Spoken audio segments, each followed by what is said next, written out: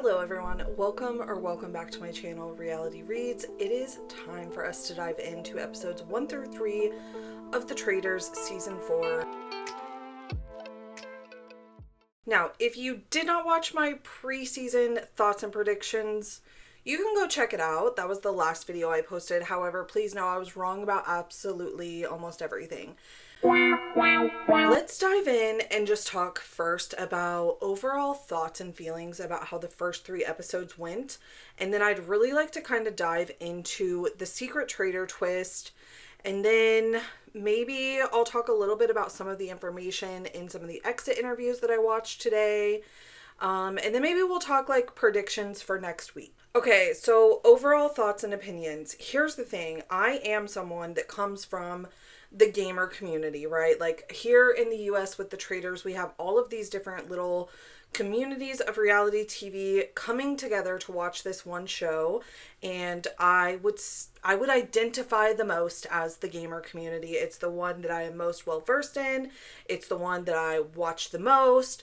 It's the people that I root for the most on the Traitors. So when I say episode 1 through 3 was a bit of a rough watch, it was rough. I'm also a Swiftie, but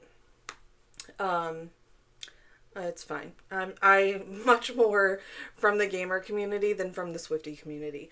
Honestly, it was really, really tough to see Ian get taken out, but I also understand it.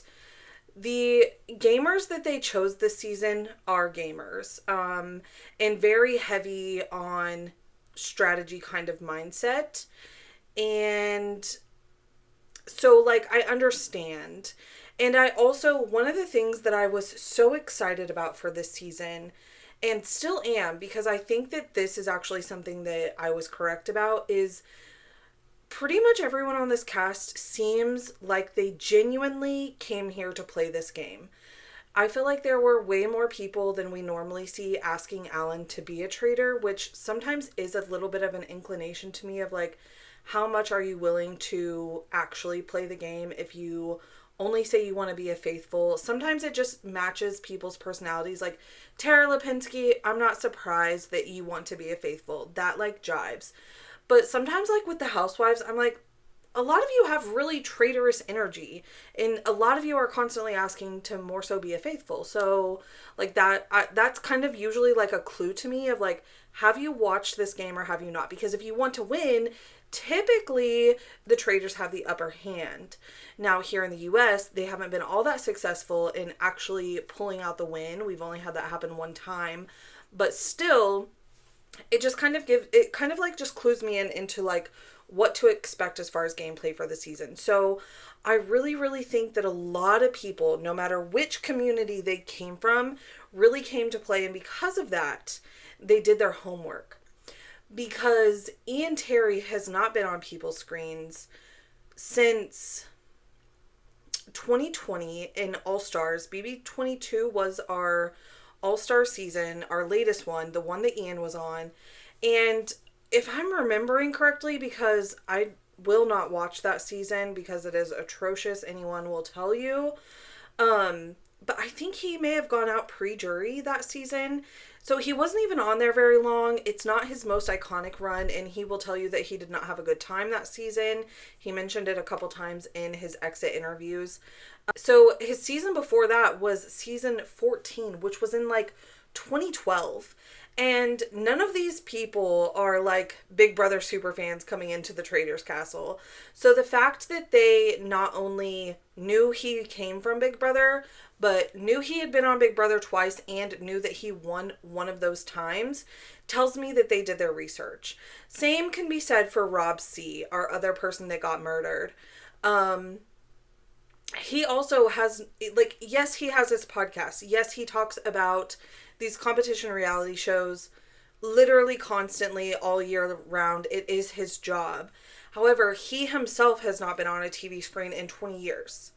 So the fact that they also know and could mention that like he was a Survivor mastermind, again, tells me that they did their homework. Because in the past, these people would be like, what's a Big Brother? You know, like, do y'all remember when last year Chanel, I think that was her name, She was from Dubai, Housewives of Dubai. When she didn't even actually know what Survivor the show was, she thought it was people that had like actually survived something bad. It was like a reality show about people that had like actually survived something. So like that's what I'm saying. Like those are the kinds of like non-gamer people we're used to seeing. And I just don't think that's what we're getting this year from the non-gamers. I think that everyone that arrived to that castle came to play and wants to win. And because of that, even though it was a rough watch last night, and I'm really sad to see two of the people that I was rooting for pretty heavily be out so early, I still have hope for the season. You know, we as the gamer community are allowed to throw our fits today, this week, whatever. But we are just on the opposite side of the Housewives this season. Last year we had a very heavy gamer turret and we saw the Housewives get taken out pretty quickly, several of them. And you know, they had the same feelings last season that we are having this season. So it just was our turn. I just think that this was not the season for gamers. And I feel like after such a gamer heavy season last year that we were kind of due for this. Like it was our time to kind of like pay an invoice basically. So that's kind of how I'm feeling right now. Feeling like we've paid the price. But I will say there were some people that I was shocked had done their homework. For example, Stephen Coletti. I love One Tree Hill. I love Laguna Beach. I love Stephen Coletti. I did not expect him to know anything about anyone, about the game.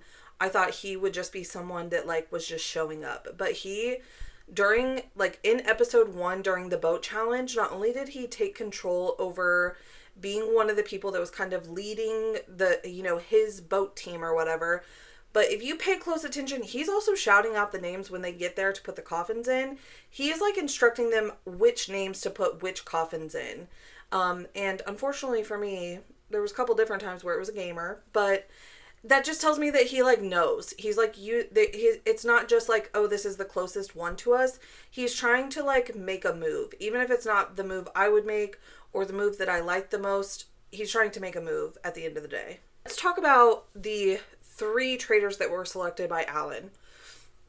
I'm going to be honest, so the order that they were selected was Candace first, then Lisa, and then Rob R from Love Island. The second that Lisa's shoulder was touched, I said, oh, it's over for the gamers. 2 Housewives, it's over for the gamers. Even if the third selection is a gamer, it is over. I said, the only hope in hell we have is that the secret traitor is a gamer. I thought it was really interesting to have 2 Housewives in there, but again, we've had, you know, more than one gamer in the turret. Last season, it was, 3 out of the original 4 were gamers. So, I mean, it happens. But I really, honestly, whenever the traitors were initially selected, I was like, what is going on? These are absolutely atrocious selections. I had really good feeling about Candace. I was like, she was one I wasn't upset about. I really did think that she was someone that could handle the job of a traitor. I really thought that Candace would be someone that could use like a strategic mindset to lead the traitors. So she was someone that I wasn't really concerned about being chosen. But then whenever he chose Lisa and Rob R, I was like, what are we doing here? Lisa is not gonna know anything about like logic and strategy. Rob R is not gonna know anything at all. This is gonna be so bad. But honestly, I was pleasantly surprised by how Rob R and Lisa were playing things in these first couple of episodes. And more surprised and genuinely shocked at how Rob R is doing. It is my personal opinion that Rob R is kind of leading them on who to choose from the shortlist. And so far, he's chosen both gamers. You know, on the first list, I really think, the choices were either Ian or Michael. And Candace had already kind of been saying in her confessionals that she wanted to leave Michael in the game kind of as like a bait, someone that they can kind of throw suspicion on and, you know, have people focus more on him rather than any of, you know, them that are actually in the turret. So I didn't see that happening. So I knew it was going to be Ian first. And then in the second one, I had kind of hoped that maybe they would go for just like a random and do Tara, but I was genuinely concerned for Rob C. On both of the shortlists that they were given, I think that for them personally and their personal games, they made the best decision that they could. I think that if there is to be suspicion or blowback from as a result of these murders, I think it goes more to the housewives, because if you think about it, right now when we started the game, we had 5 gamers and 5 housewives that made up 10 of the 23 contestants. And now we are down to only 3 gamers and 4 housewives. If the gamers keep being taken out, whether it's at the round table or because they're murdered, either way, these 4 people start looking a lot more targetable. Just statistically driven. It doesn't even matter that, like, if they don't do anything suspicious, it's just statistically speaking, if all 5 gamers are murdered or banished and then revealed as faithful, there were 0 gamer traitors, you 4 people are looking real pretty until I find at least one of you as a traitor. So I think that that is something that Lisa and Candace kind of need to think about and be aware of. It's not something that Rob has to worry about, though, because he didn't come in as part of one of those big groups. So it's not really something that they can throw suspicion onto him for, or like come up with any statistics as to like why it would make sense for him to be targeting gamers so much. I personally think it's going to really bounce back to the housewives on like if gamers continue to go. Okay, let's chat about this Secret Traitors twist. I'm not loving it. I have to be honest. I do see a lot of people saying that they think that the twist would have been better if someone else had been selected. I could kind of agree with that, because it's also just my personal opinion that Donna was not really using a whole lot of strategy in her decision making. I would have to check my notes, but I'm pretty sure there was not a single housewife on any of the shortlists. And knowing that Donna is a big housewife fan, I fear that we just didn't want to like put any of our faves in danger. And so because of that, I'm just like, I don't know how much strategy was being used. I do know that at some point, I can't remember if it was during the episode or if I read an article or interview or something along those lines, she mentioned that the reason she had chosen the people she did is because a lot of them were the more quiet, kind of like standoffish kind of people. And I'm like, but that was also you. So why, like, even if that was your strategy, it's not good strategy. And so I do wonder if it would have turned out better with other people. But in general, I just don't really like the idea of, one, there's all these shields becoming available. And then on top of that, the shields really don't even matter, because if you're not on the short list that you technically don't know exists, but still, if you're not on the short list, you're essentially shielded because you're not up for any kind of murder. So a lot of it just doesn't make sense. I hope that we don't see it back anytime soon. I think it's something that if production themselves kind of likes, they do need to go back to the drawing board and kind of figure that out better. I don't think that the secret traitor is something to leave up to chance, even though after the reveal, I don't think that was left up to chance. I definitely think that there was an intentional pick for Donna to be the secret traitor, and I think that was just not a good decision. I think that Donna could have been an okay regular traitor, because she could have had other people kind of like guiding the strategy and having someone to kind of talk those decisions through with a little bit. I'm just so far not a fan. And if you don't watch UK, our season or our Secret Traitor twist works differently than how the Secret Traitor twist worked on the current airing season of the UK version. On the UK version, their Secret Traitor knew who the other traitors were. And I do think that that would help a little bit. I still don't think that fixes all of the problems that I have with this twist. But I do think it would help a little bit, because then at least if the Secret Traitor knows who the other traitors are, during the day when they are all having conversations, they can kind of like feel those other traitors out to see, like, to get a feel for what their strategy is, or who they're close to, who are they trying to protect, who do they plan to target at roundtables, all of those different kinds of things. And then they can kind of use that information to determine who to put on the short list. And whether that be, because technically, like, they are supposed to somewhat be working together. So whether it's they are using that information to feed them the kind of people they think that they would want to be on the short list, or do we get Secret Traitor on traitor violence, and they're specifically putting people on there that's going to suss out like one or two of those traitors. I just think that them having knowledge of who the other traitors were would have been a little step above of what we got. But again, I don't think it would have made me all of a sudden love that twist or like want to see it again. I think that it's very much getting mixed reviews in the UK as well from what I've been seeing. So I just think that in general, production needs to go back to the drawing board with this twist before they reintroduce it at any time. And this wasn't really a twist, but I do kind of want to chat real quick about my thoughts on the murder in plain sight situation. Number one, so proud of Rob C for sussing out the fact that, like, it's time and things are being, like, people are being weird. There are weird situations. The vibes are off. There's definitely a murder in plain sight going down.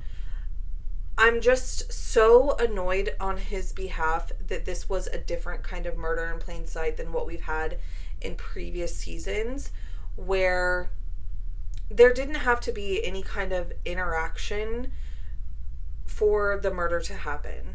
The only thing they had to do was create a distraction just to get people out of the room. And if everything had fallen into perfect place for the traitors, they wouldn't have even needed a distraction.